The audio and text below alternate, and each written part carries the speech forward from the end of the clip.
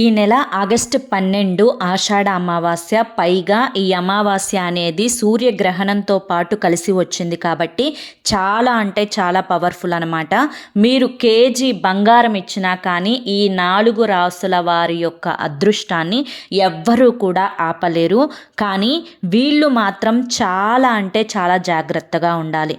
మనకి సూర్యగ్రహణం అంటే ఎప్పుడూ కూడా అమావాస్య రోజే వస్తుంది. చంద్రగ్రహణం అంటే పౌర్ణమి రోజు వస్తుంది. సూర్యుడు మనకి పితృకారుడు అనమాట, చంద్రుడు మాతృకారుడు. అయితే ఈసారి సూర్యగ్రహణం అనేది సింహరాశి ముఖా నక్షత్రంలో ప్రవేశిస్తుందన్నమాట. అంటే సింహరాశిలో ఎక్కువగా ముఖా నక్షత్రంలో ఏర్పడుతుంది కాబట్టి సింహరాశిలో ఉన్నవారు చాలా జాగ్రత్తగా ఉండాలి అని చెప్పి మన పండితులు నొక్కి మరీ చెప్తున్నారు. అయితే అసలు ఈ యొక్క గ్రహాలు ఏవి మనకి నష్టాన్ని కలిగించబోతున్నాయి, ఈ గ్రహణం వల్ల ఏ రాసుల వారికి అదృష్టం అనేది లేదు, ఏ రాసుల వారికి అదృష్టాన్ని ఆపలేరు అనేది పూర్తిగా వివరంగా ఈ వీడియోలో అయితే నేను చెప్తాను. నిజంగా ఈ వీడియో మీ కంట పడింది అంటే కనుక ఆ మహాలక్ష్మీదేవి యొక్క కటాక్షం అనేది మీ యందు ఉంది కాబట్టే ఈ వీడియో మీ కంట పడింది అని చెప్పి భావించి వీడియోని మీరు ఎక్కడా కూడా స్కిప్ చేయొద్దండి, చివరి వరకు చూడండి. అప్పుడే మీకు పూర్తి వివరాలు అనేవి తెలుస్తాయి. అలాగే ఈ యొక్క గ్రహణం యొక్క టైమింగ్స్ కూడా నేను చెప్తాను, జాగ్రత్తగా వినండి. మనకి ఆగస్టు 12 రాత్రి 9:45 మనకి గ్రహణ సమయం అనేది ప్రారంభమై ఆగస్టు 13 తెల్లవారుజామున 2:15 వరకు ఉంటుంది. ఈ మధ్య ఉండే ఈ యొక్క సమయాన్నే మనం పుణ్యకాలం అని చెప్పి అంటారు. అయితే ఇది మనకి భారతదేశంలో కనిపించదు. అయితే ఎక్కడ కనిపిస్తుంది అంటే కనుక ఈ సంపూర్ణ సూర్యగ్రహణం గ్రీన్లాండ్, ఐస్లాండ్, అట్లాంటిక్ మహాసముద్రం, పోర్చుగల్ దేశాలలో, అలాగే ఉత్తర స్పెయిన్ మీదుగా వెళ్తుంది. ఐరోపా, ఉత్తర అమెరికాలోని ఈశాన్య భాగాలలో, ఉత్తర ఆఫ్రికా దేశాలలో ఈ గ్రహణం అనేది పాక్షికంగా కనిపిస్తుందన్నమాట. మనకి లేదు కదా, మనకి లేనప్పుడు ఈ యొక్క గ్రహణం ఎఫెక్ట్ అనేది భారతదేశంలో ఉంటుందా అంటే కనుక ఖచ్చితంగా ఉంటుంది. కాకపోతే సూతక నియమాలు అనేవి పాటించాల్సిన అవసరం లేదు. పట్టు విడుపు స్నానాలు ఏవి కూడా చేయాల్సినటువంటి అవసరం లేదు. మరి ఏం చేయాలి? ఈ యొక్క రాసుల వారికి ఏ విధంగా అదృష్టం అనేది కలిసి వస్తుంది అనేది చెప్తాను. ఏంటి అంటే కనుక మనకి సూర్యుడు పితృకారుడు. మనకి సూర్యుడు ఇక్కడ ఉన్న భగవంతుడే, అమెరికాలో ఉన్నా కూడా భగవంతుడే. అటువంటి ప్రత్యక్ష దైవమైనటువంటి సూర్యుడికి గ్రహణం అనేది ఏర్పడుతుంది అంటే కనుక దాని యొక్క ఎఫెక్ట్ అనేది మనకి ఇక్కడ లేకపోయినా కానీ ఖచ్చితంగా ఉంటుంది అని చెప్పి, అంటే ఈ రాసుల వారి మీద ఉంటుంది అని చెప్పి మనకి శాస్త్రాలు చెబుతున్నాయి, పండితులు కూడా చెప్తున్నారు. అయితే ఈసారి ఈ యొక్క రాసుల వారు మాత్రం చాలా అంటే చాలా జాగ్రత్తగా ఉండాలి. లేకుంటే కనుక వారి యొక్క ప్రాణాలకి కూడా ప్రమాదం ఉంటుంది అని చెప్పి మన పండితులు చెప్తున్నారు. ముఖ్యంగా ఇది సింహరాశి ముఖా నక్షత్రంలో ప్రవేశించడం వల్ల సింహరాశిలో ఉండేవారు చాలా అంటే చాలా జాగ్రత్తగా ఉండాలి అని కూడా చెప్తున్నారు. అలాగే ఈ యొక్క సింహరాశితో పాటు ఏ మిగతా రాసుల వారికి ఈ సూర్యగ్రహణం కలిసి రాదు. అలాగే వీరికి వచ్చే కష్టాలు ఏంటి, ఆ కష్టాల బారిన పడకుండా ఉండాలి అంటే ఏ నియమాలు పాటించుకోవాలి, అలాగే అదృష్ట రాసులు ఆ 4 ఏంటి, ఆ అదృష్టాన్ని దక్కించుకోవడానికి వీరు ఏ నియమాలు పాటించాలి, ఇటువంటి పూర్తి వివరాలు అనేవి ఈ వీడియోలో చెప్తానండి. ఇక ఆలస్యం చేయకుండా వీడియోలోకి అయితే వెళ్ళిపోదాం. వీడియోలోకి వెళ్ళే ముందు మొదటిసారి మన ఛానల్లోకి వచ్చినట్లయితే మన ఛానల్ని సబ్స్క్రైబ్ చేసుకోండి. అలాగే ఈ వీడియోకి ఒక లైక్ ఇవ్వడం మాత్రం అస్సలు మర్చిపోవద్దు. మీ అమూల్యమైన లైక్ వల్ల మరికొంతమందికి ఈ వీడియో అనేది రీచ్ అవుతుంది, వాళ్ళు కూడా తెలుసుకుంటారు. అలాగే కింద కామెంట్ సెక్షన్లో ఆ హైప్ అనే ఆప్షన్ ఉంటుంది. ఆ హైప్ మీద క్లిక్ చేస్తే కొన్ని పాయింట్స్ అనేవి ఈ వీడియోకి యాడ్ అవుతాయి. దానివల్ల కూడా ఈ వీడియో అనేది మరి కొంతమందికి రీచ్ అవుతుంది. మొదటిసారి మన లైఫ్ పరిహార్ ఛానల్లోకి వచ్చినట్లయితే కనుక మన ఛానల్ని సబ్స్క్రైబ్ చేసుకొని సపోర్ట్ చేయండి. అలాగే ఇప్పుడు నష్టం ఉన్నటువంటి 3 రాసులు ఏంటి, వారు పాటించవలసినటువంటి నియమాలు ఏంటి, అలాగే ఆ యొక్క రాసులతో పాటు కలిసి ఉన్నటువంటి మిగతా రాసుల వారికి కలిగే నష్టాలు ఏంటి, ఇవన్నీ కూడా నేను ఇప్పుడు ఆలస్యం చేయకుండా చెప్పేస్తానండి. ఇక వీడియోని అయితే స్టార్ట్ చేసేస్తాను. ఇందులో మొట్టమొదటి రాశి వచ్చేసి సింహరాశి అండి. ఈ యొక్క సింహరాశి అనేది ఈసారి సూర్యగ్రహణం సింహరాశిలో ప్రవేశిస్తుంది. సింహరాశి ముఖా నక్షత్రంలో ఏర్పడుతుందన్నమాట. ఈ యొక్క సింహరాశికి అధిపతి సూర్యుడు. అయితే ఈ సింహరాశి ముఖా నక్షత్రం, పుబ్బా నక్షత్రం, ఉత్తర నక్షత్రం మొదటి పాదంలో జన్మించిన వారు సింహరాశి వారి కిందకి వస్తారన్నమాట. అయితే మనకి జ్యోతిష్య శాస్త్రం ప్రకారం సింహరాశికి సూర్యుడే అధిపతి కాబట్టి సింహరాశిలో లేదా ప్రత్యేక సమయాలలో వచ్చే సూర్యగ్రహణం ప్రభావం వీరి మీద చాలా ఎక్కువగా ఉంటుందన్నమాట. కొన్ని రకాలుగా మానసికమైనటువంటి ఆందోళనలు, మనశ్శాంతి లేకపోవడం, అలాగే ఎంత పని చేసినా కూడా ఆ పని యొక్క తాలూకా ఒత్తిడి రోజంతా ఉండటం, చాలా వీక్గా అనిపించడం, కొన్ని ఆర్థిక సమస్యలు అనేవి ఇబ్బంది పెడుతూ ఉండటం, అలాగే అనుకున్న వాళ్ళే మోసం చేస్తూ ఉండటం, ఎన్నో అనుకోని సవాళ్ళు అనేవి ఎదురవుతూ ఉండటం, ఇలా చాలా రకాలుగా నష్టం జరుగుతుంది అని చెప్పి మన పండితులైతే చెబుతున్నారన్నమాట. అయితే ఆర్థిక ఇబ్బందుల కారణంగా ఖర్చులు విపరీతంగా పెరిగిపోవడం, ఆదాయం అనేది చాలా తక్కువగా ఉండటం, ధన నష్టం కలిగే అవకాశం కూడా ఉంటుంది అని చెప్పి మన పండితులు చెప్తున్నారు. ముఖ్యంగా మానసికమైనటువంటి ఆందోళన వీరిని చాలా బాధకి గురి చేస్తుంది. మానసికమైనటువంటి అశాంతి, చిన్న చిన్న విషయాలకే ఎక్కువగా టెన్షన్ పడిపోవడం, ఎక్కువగా ఆందోళన పడిపోవడం, అలాగే నిర్ణయాలలో తొందరపాటు, ఒక్కొక్కసారి అంటే వ్యక్తిగత నిర్ణయాలు తీసుకునేటప్పుడు ఆచితూచి, అంటే కొంచెం ఆలోచించి ఆచితూచి ఆ నిర్ణయాన్ని తీసుకోవాలన్నమాట. ఈ యొక్క ఎఫెక్ట్ అనేది మీ మీద ఎక్కువగా పడటం వల్ల మీరు తీసుకునేటువంటి నిర్ణయాలలో కూడా కొన్ని తప్పులుగా ఉండే అవకాశం అయితే కనిపిస్తుంది. అనారోగ్య సమస్యలు అనేవి తలెత్తే అవకాశం కూడా ఉంటుంది. కాబట్టి ఈ యొక్క సింహరాశి వారు చాలా అంటే చాలా జాగ్రత్తగా ఉండాలి అని చెప్పి మన పండితులు చెప్తున్నారు. అలాగే ఎటువంటి కొత్త అవకాశాలు వచ్చినా కూడా ఆ అవకాశాలు అనేవి మీకు ఎంతవరకు సరైనవి అని చెప్పి 1కి 10 సార్లు ఆలోచించుకొని ఆ అవకాశాన్ని అందుకునే ప్రయత్నం చేయండి. ఎందుకంటే దానివల్ల 90% నష్టాలే వచ్చే అవకాశం ఉంటుంది. అలాగని చెప్పి 10% లాభాలు వచ్చే అవకాశం కూడా ఉంటుంది. కాబట్టి వదులుకోవాలా, దక్కించుకోవాలా అనేది కూడా పూర్తిగా మీరు అంటే ఆలోచించి నిర్ణయం తీసుకోవాలి. ఇప్పుడు ఓవరాల్గా చెప్పాలి అంటే కనుక సింహరాశి వారు కాస్తంత మానసికమైనటువంటి ప్రశాంతత కోసం, అనారోగ్య సమస్యలు ఏవి కూడా మీ దరి చేరకుండా ఉండటం కోసం, ఆర్థిక ఇబ్బందులు, ధన సమస్యలు తగ్గించుకోవడం కోసం మీరు ముఖ్యంగా పఠించాల్సినటువంటి మంత్రం ఏంటి అంటే ఓం సూర్యదేవాయ నమః అనే ఈ యొక్క మంత్రాన్ని మీరు ఈ యొక్క పుణ్యకాలంలో, అంటే మీకు గ్రహణ సమయం చెప్పాను కదండి, రాత్రి 9:45 ప్రారంభమై ఆగస్టు 13 తెల్లవారుజామున 2:15 వరకు ఉంటుందన్నమాట. కాబట్టి ఈ సమయంలో మీరు 108 సార్లు ఓం సూర్యదేవాయ నమః అనే ఈ యొక్క మంత్రాన్ని పఠించడం చాలా అంటే చాలా మంచిది. అలాగే ముఖ్యంగా మీ యొక్క ఇష్ట దైవాన్ని స్మరించుకోవడం, సూర్య భగవానుడికి సంబంధించినటువంటి ఆదిత్య హృదయాన్ని పఠించడం, గాయత్రి మంత్రాన్ని మీరు సూర్యగ్రహణ సమయంలో పఠించడం వల్ల అత్యంత శక్తివంతమైన ఫలితం అనేది కలుగుతుందన్నమాట. అలాగే మహామృత్యుంజయ మంత్రాన్ని మీరు కూడా పఠించినట్లయితే మనశ్శాంతి, అలాగే అపమృత్యు దోషాలు అనేవి పూర్తిగా తొలగిపోతాయి. సూర్యగ్రహణం పూర్తయిన తర్వాత మీరు పాటించవలసినటువంటి పరిహారాలు ఏంటి అంటే కనుక ముఖ్యంగా గ్రహణం పూర్తయిన తర్వాత గోధుమలు, బెల్లము ఇవి రెండు కూడా అంటే గోధుమలు నానపెట్టి బెల్లంతో కలిపి ఆ యొక్క గోధుమలను గోమాతకు తినిపించండి.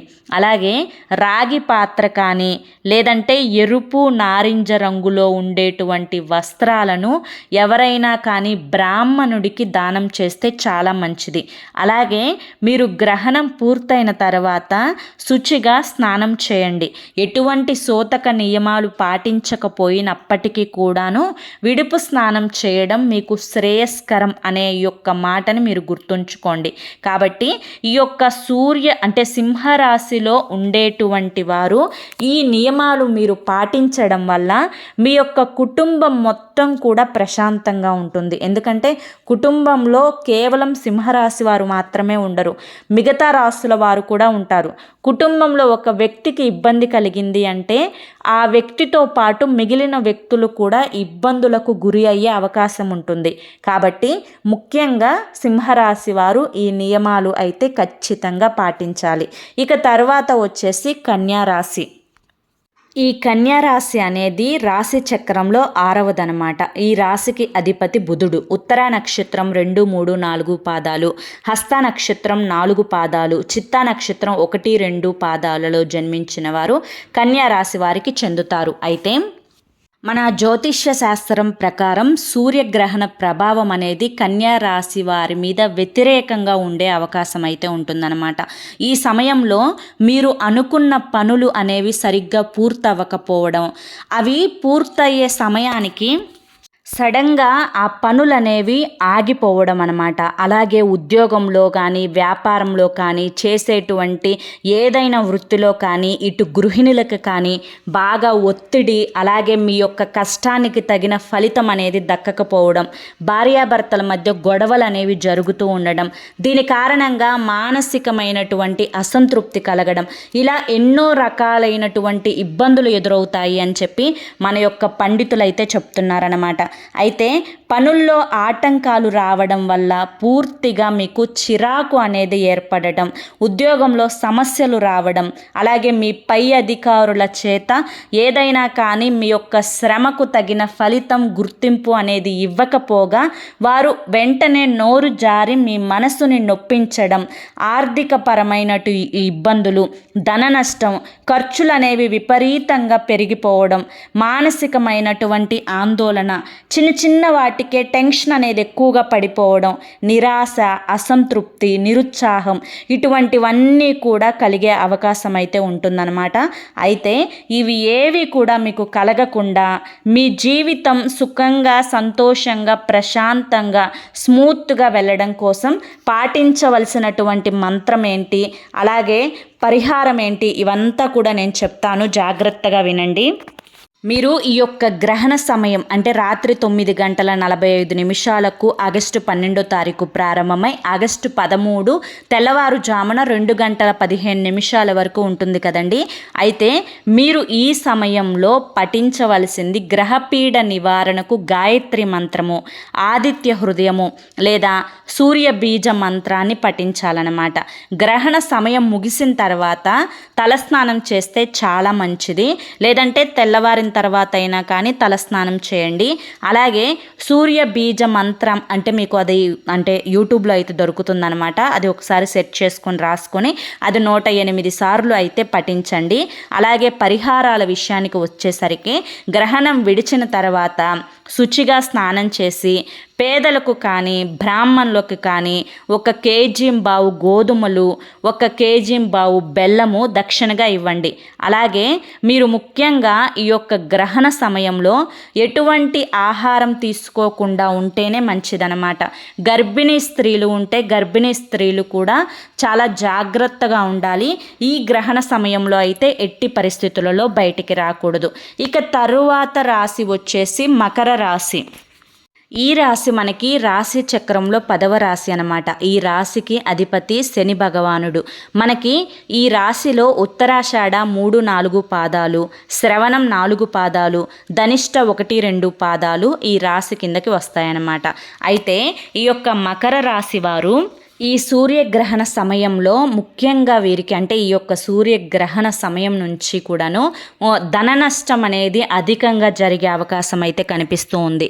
అలాగే మానసికమైనటువంటి ఆందోళన, ఆరోగ్య సమస్యలు, ఏ పని చేసినా కూడా ఆ పనిలో ఫలితం అనేది దక్కకపోవడం, గ్రహణ దోష నివారణకు మీరు ఖచ్చితంగా ఈ నియమాలు అయితే పాటించండి.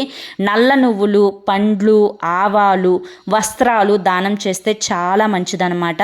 గ్రహణ సమయంలో ఓం నమ శివాయ అనే యొక్క మంత్రాన్ని కరెక్ట్గా 108 సార్లు అయితే పఠించండి. ఈ విధంగా పఠించడం వల్ల గ్రహణం తాలూకా వచ్చే ఆ చెడు ఫలితం అనేది మీకు దక్కకుండా ఉంటుందన్నమాట. గ్రహణం విడిచిన తర్వాత తప్పకుండా తలస్నానం అయితే చేయండి. పేదలకు నల్ల నువ్వులు, శనగలు, పండ్లు అలాగే చెప్పులు దానం చేసినా కూడా చాలా మంచిది. గోమాతకి ఇంకా చీమలకి ఆహారాన్ని ఏదైనా కానీ ఆహారాన్ని పెట్టండి. గ్రహణ నియమాలు ఏంటి అంటే కనుక ఈ గ్రహణ సమయంలో ఎట్టి పరిస్థితులలో కూడా భోజనం అనేది చేయకూడదు. మీకు ఆరోగ్యంలో చాలా వరకు కూడా డిస్టర్బెన్స్ వచ్చే అవకాశం అయితే ఉంటుంది. కాబట్టి గ్రహణం పూర్తయిన తర్వాత మీరు అంటే తర్వాత నుంచి మనకెటు శ్రావణ మాసం అయితే స్టార్ట్ అవుతుంది కదా. ఈ యొక్క శ్రావణ మాసంలో మీరు ఒకరోజు అమ్మవారికి కుంకుమార్చన చేసే ప్రయత్నం అయితే చేయండి.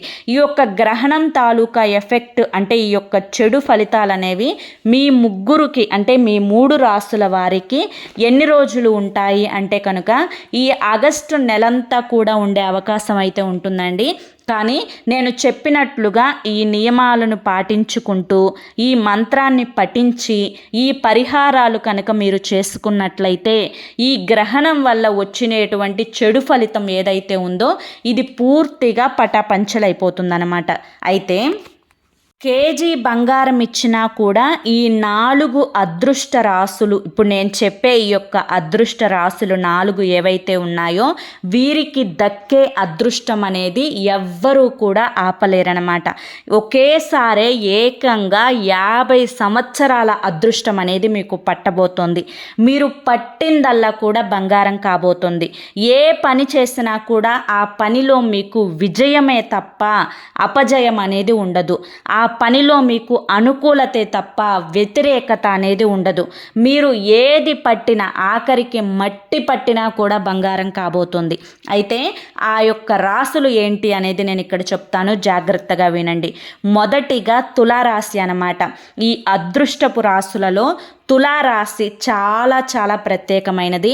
ఈ యొక్క తులారాశి వారు ఏ పని చేసినా కూడా ముఖ్యంగా ఈ గ్రహణం తర్వాత నుంచి ఏదైనా కొత్త పనులు స్టార్ట్ చేయాలి అనుకుంటే స్టార్ట్ చేసుకోండి. అందులో మీకు 100% విజయం ఉంటుంది. అలాగే మీకు వివాహ సంబంధాలు కుదరాలి అన్నా లేదంటే సంతానం కోసం ప్రయత్నిస్తున్నా కూడా అందులో కూడా మీకు పూర్తిగా సఫలం అయ్యే అవకాశం అయితే ఉంటుంది. విదేశీ ప్రయాణాలు చేయాలి అనుకునే వారికి వారి యొక్క ప్రయాణం తాలూకా రిజల్ట్ అంటే ఆ ప్రయాణానికి సంబంధించినవి వీసాలు కానీ పాస్పోర్ట్లు కానీ అన్నీ కూడా సమకూర్చి మీరు విదేశాలకు వెళ్ళే అవకాశం అనేది 100% ఉంటుంది. కొత్త గృహాలు అనేవి నిర్మించుకుంటారనమాట. వ్యాపారాలు అనేవి ఇంకా డబల్ చేసుకుంటారు. మీకు ఎందులోనైనా కానీ ఇటు ఆడవాళ్ళకైనా కానీ మగవాళ్ళకైనా కానీ ఎందులోనైనా కానీ ఈ గ్రహణం తర్వాత నుంచి 100% కలిసి వస్తుంది. కాకపోతే మీరు తెలుపు రంగు వస్త్రాలు అనేవి ఎక్కువగా ధరిస్తూ ఉండండి. లేదంటే మీకు నచ్చిన వస్త్రాలు ధరించిన ఒక తెలుపు రంగు కర్చీఫ్ అనేది ఎప్పుడూ కూడా జేబులో పెట్టుకోండి. అలాగే ఓం నమ శివాయ అనే ఈ యొక్క మంత్రాన్ని ప్రతిరోజు కూడా ఒక 9 సార్లు కానీ 11 సార్లు కానీ పఠించుకోండి. అలాగే కుదిరినప్పుడు శివాలయానికి వెళ్ళి శివునికి ఆవు పాలతోటి అభిషేకం చేయండి. తెల్లటి పూలను సమర్పించి ఏదైనా కానీ తెలుపు రంగులో ఉండే నైవేద్యాన్ని శివుడికి ప్రసాదంగా అంటే నైవేద్యంగా సమర్పించండి. ఇక తర్వాత రాశి వచ్చేసి వృశ్చిక రాశి అన్నమాట. ఈ వృశ్చిక రాశి వారు గతంలో చాలా వరకు కూడా ఎన్నో రకాలైనటువంటి చేదు అనుభవాలను చూశారు. ఎన్నో పనుల్లో ఆటంకాలను చూశారు. చేతి దాకా వచ్చి చేజారిపోవడాన్ని చూశారు. ఎన్నో అవమానాలను పడ్డారు. ఎన్నో కోరికలను కూడా చంపుకున్నారు. ఇకపై మీకు ఇటువంటి నరకం అయితే లేదండి. మీరు అనుకున్నవన్నీ కూడా జరగబోతున్నాయి. మీ పనులన్నీ కూడా పూర్తవబోతున్నాయి. ఒకవేళ అప్పుల ఉచ్చులొచ్చి చిక్కుకుపోయి ఉంటే అప్పులన్నీ తీరిపోబోతున్నాయి. ధన సమస్యలు అనేవి పూర్తిగా తగ్గి ఆదాయ మార్గాలు తెరుచుకుంటున్నాయి. ఆదాయ మార్గాలు అంటేనే మీకు ఇక్కడ అర్థం అవ్వాలి, ధనాకర్షణ అనేది మీ రాశి వారికి విపరీతంగా పెరిగిపోబోతుందన్నమాట. మీరు ఏ పని చేసినా కూడా అందులో 10 రూపాయలు పెట్టుబడి పెడితే అందులో మీకు 1000 రూపాయలు వచ్చే అవకాశం అయితే కనిపిస్తుందన్నమాట. కాకపోతే వృశ్చిక రాశి వారు ఎప్పుడూ కూడా ఒక ఎరుపు రంగు వస్త్రాన్ని దగ్గర పెట్టుకోండి. అమ్మవారి యొక్క బీజాక్షరి మంత్రాన్ని పఠిస్తూ ఉండండి. ఈ యొక్క శ్రావణ మాసంలో అమ్మవారికి ఒకరోజు కుంకుమార్చన చేయండి. ఇక తరువాత రాశి వచ్చేసి మిథున రాశి. ఈ మిథున రాశి వారు గతంలో చూసుకున్నట్లయితే చాలా మానసికమైనటువంటి ఆందోళన, మానసికమైనటువంటి టెన్షను, ఏ పని చేసినా కూడా కలిసి రాకపోవడం, కొన్ని అవమానాలు, బంధువులలోనే మోసం చేయడము, దీనివల్ల చాలా రకాలుగా మానసికంగా కృంగిపోవడం, మేము ఒంటరి వాళ్ళమే అనే ఒక రకమైనటువంటి ఆందోళన, బాధ మనసులో ఉండిపోవడం, మన వాళ్ళే మోసం చేశారే అని చెప్పి చాలా వరకు ఇబ్బందిగా ఫీల్ అవ్వటము, అలాగే పిల్లల విషయంలో కూడా కొంచెం కంగారు పడటము, కొన్ని వాహన ప్రమాదాలు కూడా మీకు జరిగి ఉన్నాయండి. అయితే ఈ యొక్క గ్రహణ సమయం తర్వాత నుంచి కూడా మీరు పట్టిందల్లా కూడా బంగారం కాబోతోంది. మీరు చేసే పనుల్లో ఇకపై విజయాలే తప్ప అపజయాలు లేవన్నమాట. మీరు ఇప్పటి వరకు ఏ విషయం కారణంగా మానసికమైనటువంటి అశాంతిని పొందారో ఆ విషయంలో మీకు సక్సెస్, అంటే మీరు అనుకున్నది అనుకున్నట్లుగా జరుగుతుందన్నమాట. ధనపరమైనటువంటి సమస్యలకు పూర్తిగా ఫుల్ స్టాప్ అనేది పడబోతోంది. మీకు ప్రమోషన్స్ వచ్చే అవకాశం అయితే కూడా కనిపిస్తుంది. ఎవరైతే వివాహం కోసం ఎదురు చూస్తూ ఉన్నారో వారికి వివాహ గడియలు కూడా మొదలయ్యాయి. అలాగే సంతాన సమస్యలతోటి బాధపడుతున్న వారికి కూడా ఆ సమస్యలు పూర్తిగా తగ్గే అవకాశం అయితే కనిపిస్తూ ఉంది. కాకపోతే మిథున రాశి వారు ఎప్పుడైనా కానీ ఒక శనివారం రోజు ఆంజనేయ స్వామి గుడికి వెళ్ళండి. ఆంజనేయ స్వామి గుడికి వెళ్ళి స్వామివారికి తమలపాకుల మాల, 108 తమలపాకులతోటి మాలగా మీరు చక్కగా అల్లుకొని దాని మీద సింధూరంతో శ్రీరామ అని చెప్పి రాసి ఆ మాలను ఆంజనేయ స్వామి వారికి సమర్పించండి. దీనివల్ల మీకున్నటువంటి కాస్తో కూస్తో దోషాలు కూడా పూర్తిగా తొలగిపోతాయన్నమాట. కాబట్టి ఖచ్చితంగా మిథున రాశి వారు ఈ చిన్న పని చేసుకుంటే చాలు, మీరు పట్టిందల్లా కూడా బంగారమే. ఇక మీకు తిరుగనేదే ఉండదన్నమాట. మీ యొక్క జీవితంలో మీరే రాజు అన్న విషయాన్ని గుర్తుంచుకోండి. ఇది కేవలం ఈ ఒక్క రోజుతో, ఈ గ్రహణం తర్వాత ఈ నెల రోజులో ఉండేది కాదు. దాదాపుగా 50 సంవత్సరాల అదృష్టం అనేది మీ పాదాల దగ్గరే ఉంటుంది అన్న విషయాన్ని గుర్తుంచుకోండి. ఇక తర్వాత రాశి వచ్చేసి మేషరాశి. ఈ యొక్క మేషరాశి వారు చాలా వరకు కూడా గతంలో మనం చూసుకున్నట్లయితే ఎన్నో అవమానాలు, అలాగే అనుకున్న మాట బయటకు చెప్పడానికి కూడా అయ్యో ఇది సరైన సమయం కాదు, ఇప్పుడు నా టైం నడవట్లేదు అని చెప్పి ఎక్కడైతే తగ్గారో మీరు, అలాగే కొన్ని డబ్బు సమస్యలు, కొన్ని అప్పుల సమస్యలు, అలాగే కొన్ని విదేశీ ప్రయాణాలు కూడా డబ్బు లేక ఆగిపోవడం, అలాగే ఇంట్లో కూడా చిన్న చిన్న గొడవలు, భార్యాభర్తల మధ్య అనుకూలత లేకపోవడం, సఖ్యత లేకపోవడం, దీనివల్ల మనశ్శాంతి లేకపోవడం, పడుకున్నా కానీ సరిగ్గా నిద్ర పట్టకపోవడం, అనారోగ్య సమస్యలు, మోకాళ్ళు నొప్పులు, గ్యాస్ట్రిక్ ప్రాబ్లమ్స్, ఇటువంటి వాటన్నింటితో కూడా మీరు చాలా వరకు కూడా ఇప్పటి వరకు సఫర్ అయ్యారండి. ఇకపై మేషరాశి వారికి చాలా రకాలుగా అదృష్ట ద్వారాలు అనేవి తెరుచుకున్నాయి. మీరు ఏ విషయాల గురించి ఆలోచిస్తున్నారో, నా జీవితంలో ఇది జరిగితే బాగుండు అని చెప్పి అనుకుంటున్నారో ఆ విషయాలలో మీకు అది ఖచ్చితంగా జరిగి తీరుతుంది. అలాగే విదేశీ ప్రయాణాల పట్ల కూడా మీకు సక్సెస్ అనేది ఖచ్చితంగా ఉంది. అలాగే మీరు పడుతున్నటువంటి అనారోగ్య సమస్యల నుంచి పూర్తిగా విముక్తి లభించి మీకు దీర్ఘాయుష్షు, పూర్తి ఆరోగ్యం అనేది కలగబోతోంది. అలాగే ఆర్థిక సమస్యలు, అప్పుల సమస్యలు పూర్తిగా తొలగిపోయి ధనాకర్షణ శక్తి అనేది మీకు విపరీతంగా పెరిగిపోబోతుందన్నమాట. మీరు అయితే చేయవలసిన ముఖ్యంగా మేషరాశి వారు ఒక శుక్రవారం రోజు గుర్తుంచుకొని లక్ష్మీ పూజ చేసుకోండి. అది కూడా మీ దగ్గర చిన్న అంటే విగ్రహం ఉంటే లక్ష్మీదేవిది ఆవు పాలతోటి అభిషేకం చేసి ఆ రోజు పాలు బెల్లం కలిపినటువంటి పరమాణాన్ని నైవేద్యంగా సమర్పించి అలాగే ఎర్రటి పూలతోటి అమ్మవారికి అర్చన చేసి మీరు ఆ రోజు కనకదార స్తోత్రాన్ని కనుక పఠించినట్లయితే ఒక్క శుక్రవారం చాలండి, మీరు ఇంకా లైఫ్లో మీకు తిరుగుండదనమాట. మీరు ఏదనుకుంటే అది జరుగుతుంది. అర్థమైంది కదా. మీరు ఏ రాసుల వారు నష్టాలలో ఉన్నారు అంటే ఏ 3 రాసుల వారు నష్టాలలో ఉన్నారు, నష్టాల బారిన పడకుండా ఉండటానికి పఠించాల్సినటువంటి మంత్రం ఏంటి, పాటించవలసినటువంటి పరిహారాలు ఏంటి, అలాగే ఏ రాసుల వారికి కేజీ బంగారం ఇచ్చిన అదృష్టాన్ని ఆపలేరు, ఇవన్నీ కూడా మీరు తెలుసుకున్నారు కదా.